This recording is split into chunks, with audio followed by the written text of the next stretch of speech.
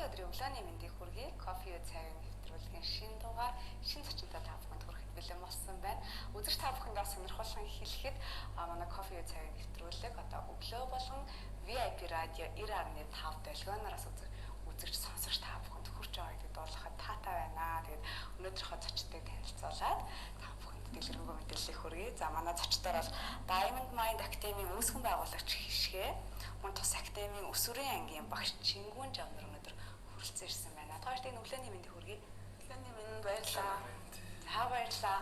Тэгэхээр хүүхэд багчууд за тэр дундаа яг өсвөр насныханд одоо чиглэсэн хувь хүний хөгжлийн одоо хичээлийг ордог Diamond Mind Academy өнөөдөр үзэгч сонсогч та бүхэнд танилцуулах болно. Тэгэд миний багт бол илүү нөгөө академик мөрөгжил рүү ээж аав маань ингээл тий академикийг мөрөгжилтэй болгодог гэсэн л одоо сүүлийн жилүүдэд эцэг эхчүүд хүүхэд багчууд бол илүү нөгөө зөөлөн ур чадвар буюу юм зүрх сэтгэлийн ур чадвар, хувь хүний хөгжил, ирээдүйд ямар нийтэж сайн хүн болох тэр тал руу нэлээд анхаардаг болсон байна л да.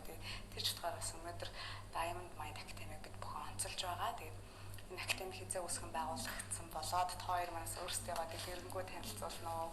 За баярлалаа. Тэг бүхэнд нь өглөөний мэндийг хүргэе. Намайг Хишгэ гэдэг Diamond Academy 2020 онд яг байгуулж ирсэн. Одоо ингээ 3 дахь жилдээ үйл ажиллагаа явуулж байна. Ковид сар тахлын үед л яг зэрэгцээл ингээл шинэ байгууллага байгуулаад Монголынхаа мянган хүүхдийг гэрэлтүүлээгээд хамтдаа гэрэлтүүлэх гэсэн уриатаагаар ингээд үйл ажиллагаа эхлүүлсэн. Тэгээ яг сая хэлсэнчлэн ээж аавууд маань академик боловсролын хажуугаар ээжнэр биднэрт яг тулгардаг хүүхдээ амьдралд бэлдээ, хувийн хөгжлийн сайжруулъя, ярих хэлтгэх чадварыг сайжруулъя. За тэгээ сэтгэл хөдлөлөө удирдах энэ олонний дунд ороод бие зөв аваа явуулдаг энэ чадвар суулгая гэж хүсдэг юм байна гэдэг утгаараа энэ академи бол ингээ байгуулж исэн. Тэгээ байгууллаа явж байхдаа мэдээж одоо Shark Tank нэвтрүүлэгт хүүтэйгээ хамт ороод Чингүнжигтэй хамт ороод 60 сая төгрөгийн хөрөнгө оруулалт авч түүгээрээ үйл ажиллагаа маш дараагийн түвшинд гаргаж ингэж хөгжүүлж чадсан. За би өөрөө бол эдийн засагч мэрэгжилтэй. Тэгээд хувийн хөгжлөөр хүүхэд хөгжүүлэх энэ чиглэл рүү ингээд орчихсан. Явж сүүлийн 3-4 жил явж байгаа. За тэгээд 4 хүүхдээ ээж юм уу байгаа. Тэгээд Чингүнжиг бол манай том хөө.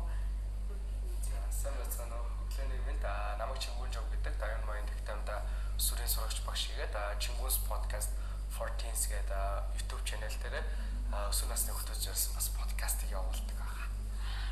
Баяр хүргэе. Одоо 4 хүүхдээ ээж хүний хувьд бол одоо хүүхдийнхээ бүхий л зүйл дээр анхаарахыг хичээдэг. Тэр зам одоо таны хэлж байгаагаар одоо яаж ирээдүйд нийгэм сайн хүн болох вэ гэдэг тал дээр төлөвлөгөө анхаарж байгаа. Тэгээд хүүгээ бас яг өсвөрийн ангийн багш болгочихсон. Тэр Shark Tank-аар илүү үзэгчд хоёрыг маань илүү сайн мэддэг болсон болов уу гэж бодсон. Илүү дэлгэрэнгүйгээр. За үйл ажиллагаа явуулснаас хойш нэлээд олон бас сурагчдыг яг энэ академиараа боловсруулж гаргаж байна. Академийн хөтөлбөрийн давуу талуудаас яриа хэлвэл одоогийн байдлаар бид нэр хөтөлбөртэй нэг 15,000 орчим хүүхдийг хамруулж чадсан. За тэгээд богино болон урт хугацааны жилийн хөтөлбөрүүд маань янз бүр бол байдаг. Манай хамгийн том давуу тал бол зорилго, цаг төлөвлөлт, мэргэжил сонголт, ярих хэлтгэх чадвар гэдэг юм уу яг хүүхдүүдэд ээж аавуудад тулгардаг энэ soft skill ур чадварыг олгодгоороо маш чухал байдаг. Ихэнхдээ ээж аав маань магадгүй нөгөө мэргэжил сонголт гэхээр хитрхи цагийг оройтдаг ч юм уу те хүүхд маань нэг л зорилгогүй нэг л өөрийгөө илэрхийлэх чадвар нь сул байна гэдэг бол яг энийг нь бид нар ээж аав нарт одоо шийдэж өгдөг гэсэн. Нөгөө талаараа маш завгүй нийгэм амьдрал байгаа шүү дээ ээж аав нар маань те одоо бид нар яаж амьдарч байгааг гэтэл үнэхээр энэ хувийн хөгжлийн ээж аав маань өөрсдөө дангаараа шийдэх бас хүндрэлтэй цаг үе байгаа. Тэнд нь туслах зорилгоор яг сургалт хөтөлбөрөө явуулдаг. Чингүний хувьд яг өөрөө одоо 16 настай тий өөрөө яг өсвөр насны дээрээ явж байгаа. Тэгээд ер нь бол багасаа бас яг энэ soft skill руу илүү бас төлхөө суралцчихсан. Дээрэс нь яг биеэд хувийн хөгжил, биеэд ах чадвар нэг багасаа суулсан гэж харагдсан. Чиний хувьд одоо ингэ өсвөр ангийнханд өсвөр насны хүүхдүүдэд хичээл ороход одоо ямар байдаг вэ? Энэ хүүхдүүдэд бас шавнартаа одоо яг юу гэж зөвлөдөг вэ? Юу гэж заадаг вэ? Миний хувьд ч гэсэн анх хувийн хөгжил гэдэг зүйлийг мэддэг байсан. Тэ зорилго, цаг төлөвлөлт, өөрийн гэсэн цаг төлөвлөлтгүйгээс болоод яг л 10 жилд маш олон хичээлүүд ордог. Зөндөө олон бие даал, зөндөө олон даалгавар. Тэгэл тэндээ ингээл өмрөөл яалч шөнийн 3-4 хүртэл суугаас өөр аргагүй болол тэ тиймэрхүү зүйлсүүд надад зөндөө тохиолддог байсан. Тэгээд яг энэ зүйлийг би өөрөө эхлээд сурсан. Анханасаа нэг чаддаг ч юм уу зүйлийг мэддэг бол байгаагүй. Сураад яг Diamond Mind Academy-ийнхаа сургалтуудад ингээд суугаад ингээд явжсэн. Тэгээд миний хувьд яг ингээд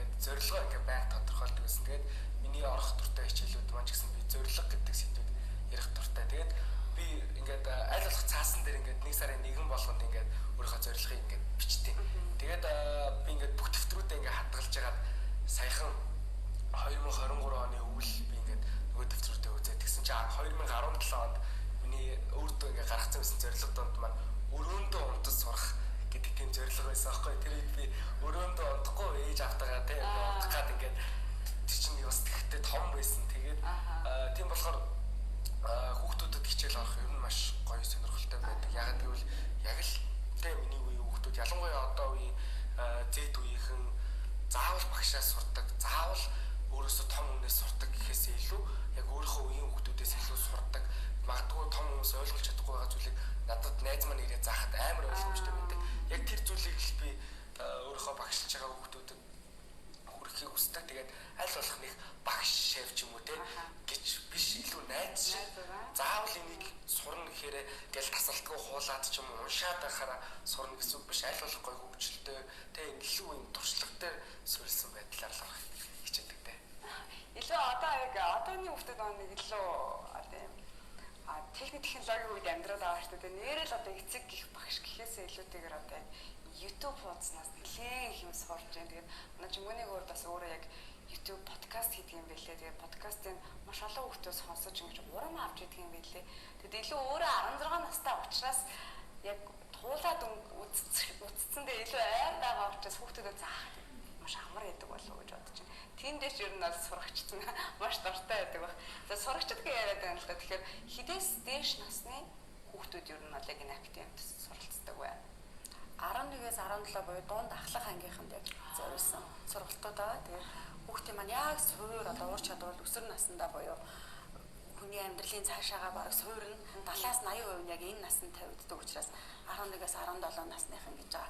Дунд болон ахлах ангидаа бид нар хувийн хөгжлөө сайжруулад авчвал нөгөө академик боловсралтай маань хамтдаа хөгжөөд ирээдүйн одоо яг ээж аав нарыг хүсэж байгаа тэр хамгийн сайн үйлдвэрийн бүтээх гэдэг байна шүү дээ ээж аав нар. Тэр хүн болчих юм байна. Тэнгүүд заримдаа ээж аав нар маань за яг эхлээд ингээ хичээл ном сурах чинь дараа нь магадгүй одоо амьдрал дээр гараад ирэхээр энэ ярих, илэрхийлэх, soft skill-ийн ур чадвар нь суuna гэж боттол магадгүй нөгөө цаг ороод 17 18 болчоор угаасаа хүний өмнө гарахаараа ярьж чадахгүй ч юм уу цаг төлөв сураагүй за тэгэл санхүүгийн цахилга батгүй ч юм уу гих мэтчлийн энэ зүйлүүд маань жоохон ороодцсон байд юм байна гэдэг хэл судалгаа байгаа. Тэгэхээр бид нар бол яг л энэ 10 жилийн боловсралтай хамттан та нар маань хувийн хөгжлийг нь авч яваач гэдэг.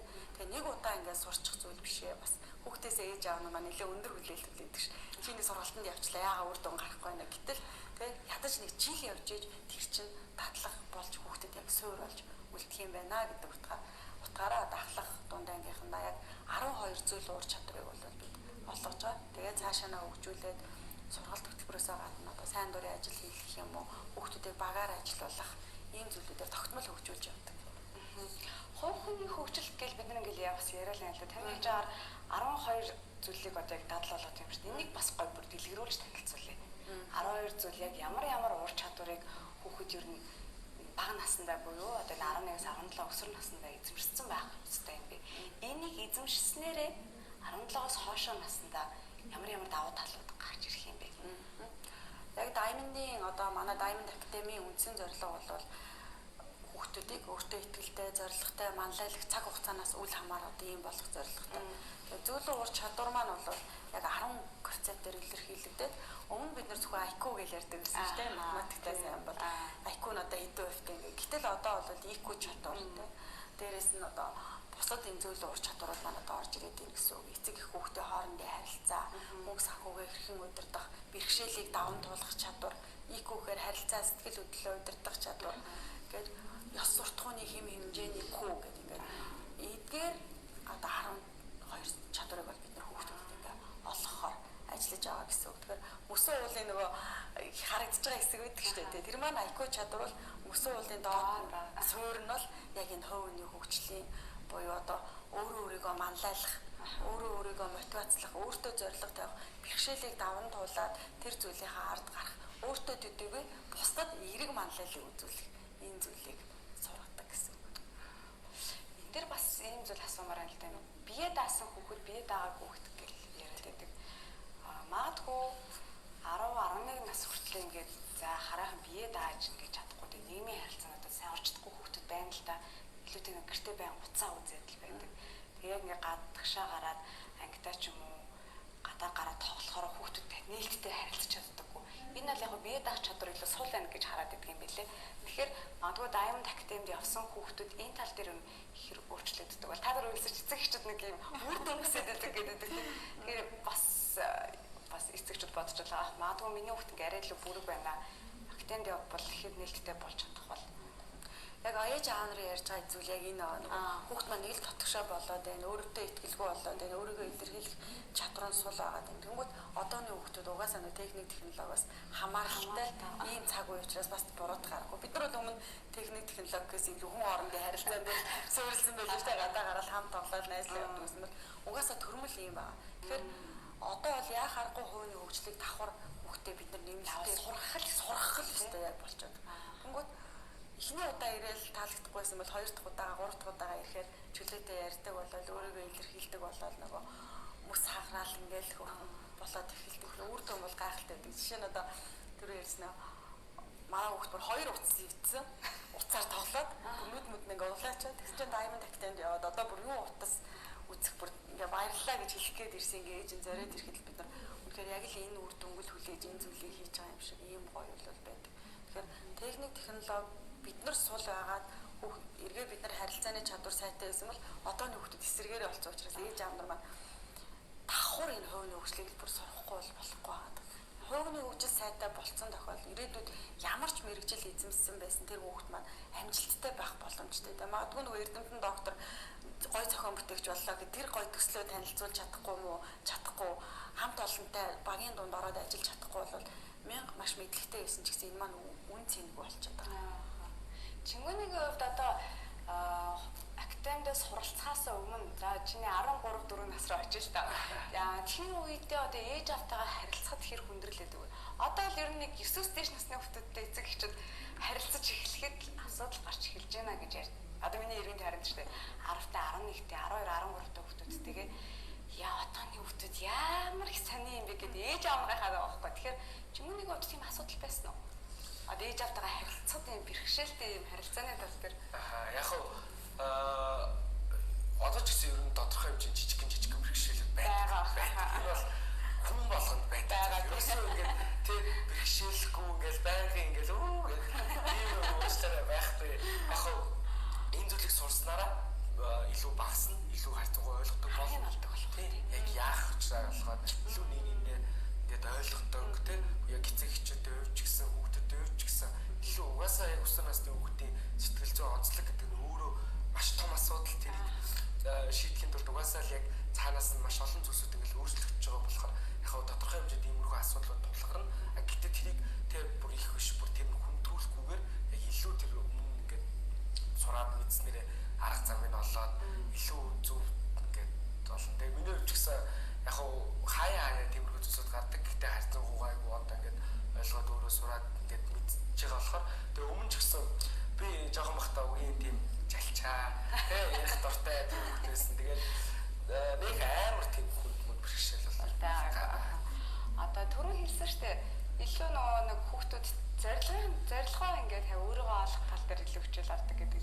Одоо ингээд чам дээр суралцж байгаа хүүхдүүд яг ээж автайгаа харилцахад энэ зүйл дээр хэцүү юм. Дэлхийд нь ямар асуудал хэлдэг вэ? Одоо чамтай л илүү нээлттэй харьцдаг байх гэж бодож байна. Яг үеийнгийн найзууд болчихж байгаа учраас. Миний хувьд яг ингээд багшилж байхдаа яг харсан яг хоёр яг түгээмэл хамгийн том асуудал байдаг гэж бодсон.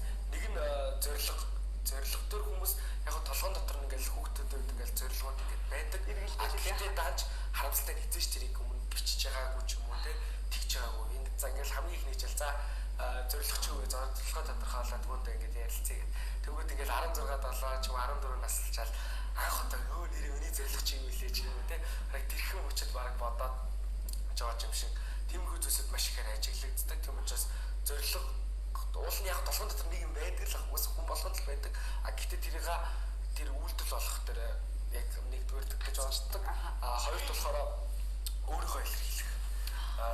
өөрийгөө илэрхийлэх толгойн дотроо бодож байгаа бодлоо илэрхийлэхэд одоо миний үеийн найзууд өсвөр насны хүүхдүүд маш таар болсон.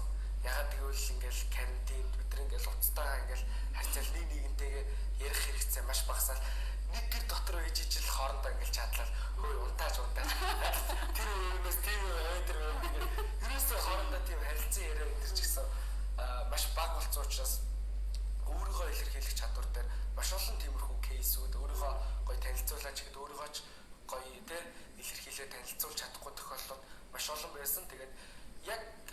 зүйл маш ихээр харагддаг. Гэхдээ яг сүүлийн өдөр хичээлийн төгсөлтийн өдөр те бид нар ингээл хийж хахад маш олон байдлаар ингээд хүүхдүүд асрыг өөрчлөгдсөн байгааг хардаг. Илт харагддаг. Тэгээ тийм хүчин ч гэсэн амар ачаалалтай. Ямар хөөрхий юм бэ те. Одоо сургуульд бол ингээд богино болон урт хугацаагаар гэж байгаа шүү дээ. Хамгийн богиндоо тэгээ дунд урт хугацааны адил дээр. За хамгийн богиндоо бол 1 сарын хугацаанд байдаг. Тэгээд 7 хоногт 2 удаа явчихдаг. За манай хамгийн гол онцлог нь hybrid маягаар буюу онлайн танхим хоёр хосож явагддаг. Тэгээд танхимаараа бол 7 хоногт 2 удаа ирээд бусад үед нь одоо онлайнаар явчихдаг гэсэн үг. Одоо ирээдүйд бид нар дэлхийдээ хөлийг нийлж алах гэж байгаа учраас hybrid буюу онлайнаар суралцахын чадварыг хүүхдүүдэд цаад утгаараа ойлгох гэдэг.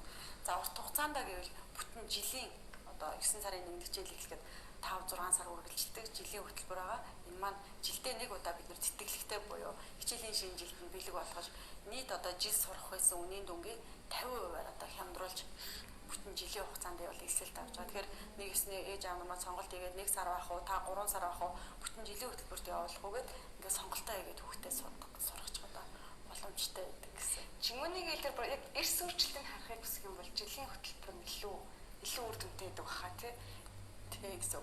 Эхлээд тухайн хүмүүс маань одоо бид нар ч гэсэн нэг юм үг гэдэг чинь биец, гэрээс, төрөөс гэдэг шиг яг манай хөтөлбөр бас тийм. Эхлээд тухайн хүн өөрийнхөө сайн хэлээд байгаа зорилго, цаг төлөвлөлт, мэрэгжил сонголт, ярих хэлдэг чадвар гэдэг 4 ур чадвараа дараагийн түвшинд бид болж эхэлж байгаа юм.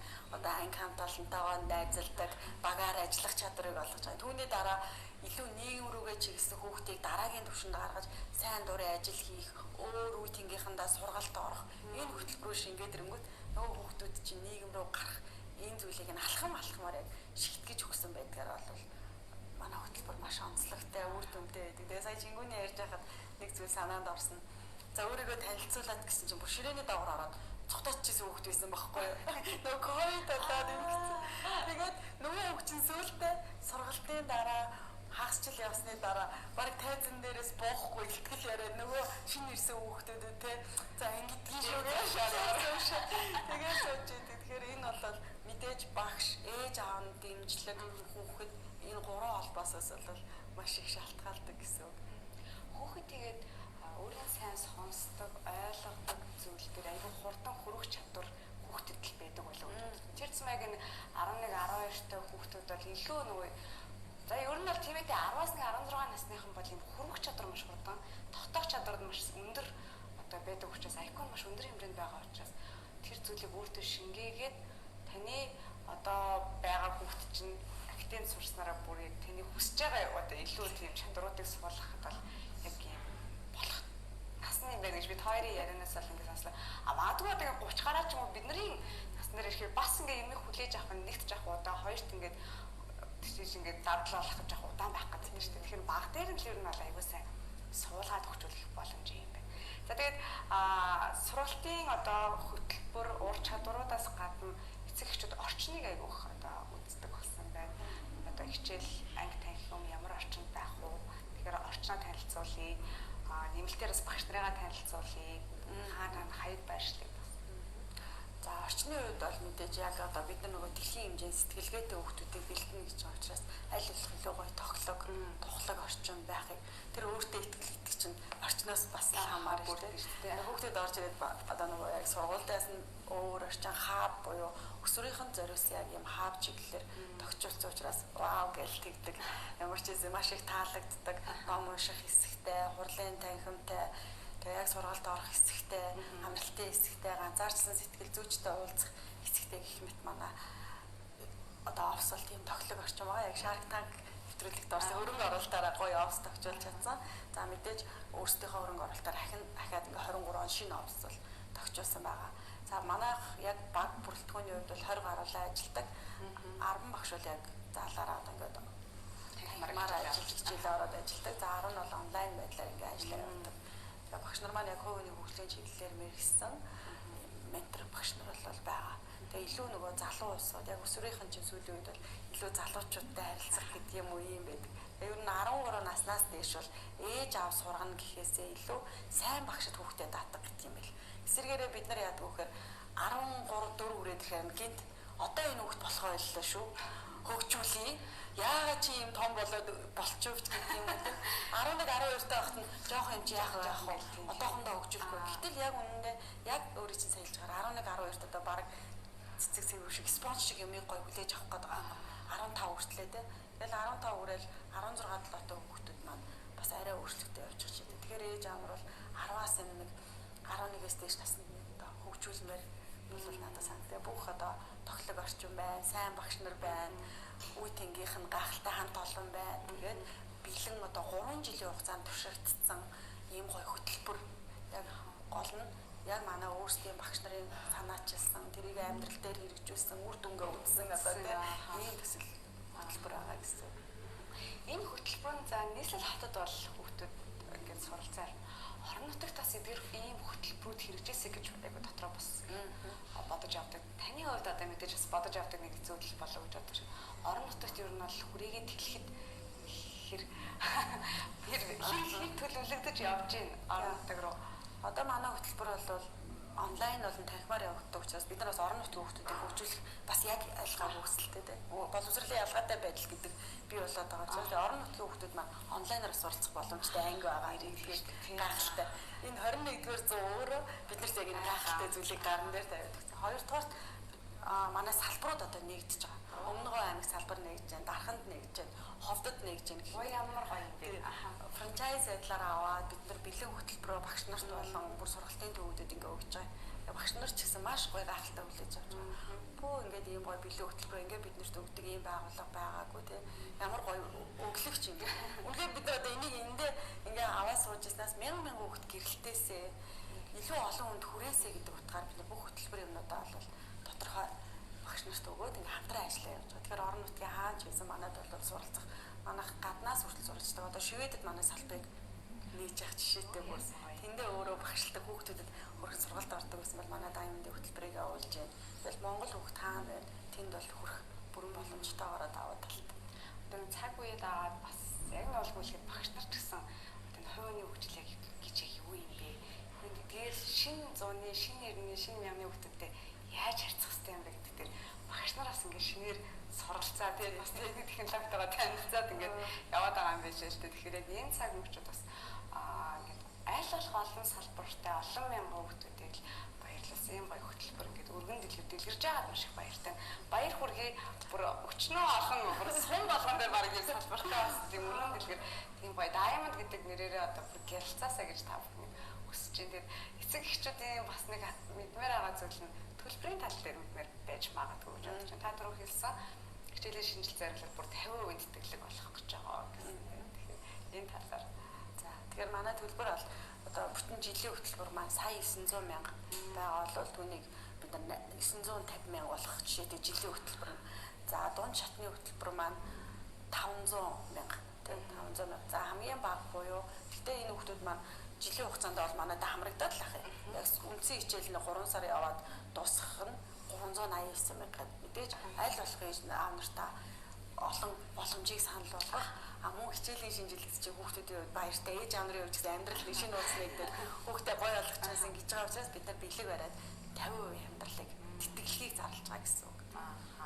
За одоо нэвтрүүлгийн цаг ерөөхдөө өндөрлөгт өгч जैन. Тэгээд Чингүнжа багшгаа бас үеийн найзуудыгаа өөрөөсөө дүү хүүхдүүдийг за тэдний эцэг эхчүүдийг уриалаасаа гэж хүсэж байна. Танай академид нь яагаад сурах хэрэгтэй вэ? Бидний академид суралцсанараа бас ямар гоё давуу талуудтай байх вэ гэдэг дээр гоё уриална уу?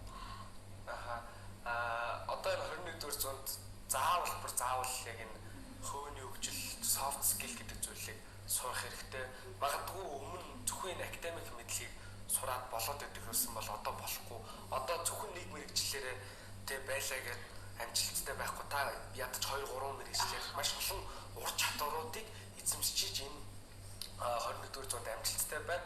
Тэгээд та хөвөний хөгжил гэдэг зүйлүүдээ манай өсвөр насныхан маань сурснараа яаж энтэй олон хичээлээ би ойлгох уу, яаж цагийн төлөвтэй өөрийн зорилго магадгүй одоо 12 дугаар ангид орж байгаа ч гэсэн мэрэгчлээ сонгоогүй зөндөө олон хүүхдүүд байдаг. Яг энэ хүүхдүүдэд яг 100% тусалж чадна. Тэгээд эцэг эхчүүд маань ч гэсэн энэ хувийн хөгжил гэдэг зүйлүүд маш чухал шүү гэдгийг ойлгоорой. Хүүхдүүд ингээ ойлгоцсон энэ зүйл надад хэрэгтэй байна гэдэг сургалтнаас суух хүсч хүүхдүүд байдаг. Дааж аав ээж нь хичээлээ хий, гэрийн даалгавраа хийсэн үү, чи ингээ яаж ийн үү гэдэг тийм зүйл одоо болсон шүү. Давхар хүүхдтэй идэхэд хүүхдэд дэмжиж гоё ярилцдаг байгаараа тэгээд ийм сонголтуудад сайн дурын ажлуудад гоё хамруулдаг байгаарай л гэж хэлхийг хүсэж байна. Ойлголоо. Ихшээ бас зэгчүүдэд юу гэж зөвлөмөр хүүхдэдтэй бас юу гэж зөвлөмөр. Яг чингүүний хэлсэн дээр тэгэл хүүхдүүд бид нарт хэлдэг. Ээж аав маань намайг ойлгохгүй нэхэр та хүүхдтэй идгээрээ тий. Та Diamond Academy итгээрээ таны хүүхдийн Diamond-ыг бид нар асаах болно, Diamond-ыг өнгөлөх болно. Хүүхэд болгоно цор ганц.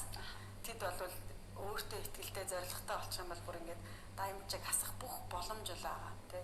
Хүүхдийнхаа өнөөдрөөр нь биш, хүүхдийнхаа ирээдүйгээр нь ээж аав нар харилцаж хүндэлж түүнийг сонсож ойлгох хэрэгтэй юм шиг санагддаг. Тэгээ бүх шийдвэрийг хүүхдтэйгээ хамтдаа ярилцаж гаргаад тэгээд яг зөв газар зөв цагт нь авчаарай л гэж хэлмээр байна. За маш их баярлалаа. Тэгээ өдөрт та бүхэн бас бидний энэ богино хугацаанд ярилцлагаас олон гоё мэдээлэл авч чадчихаа гэдэгт итгэлтэй байна.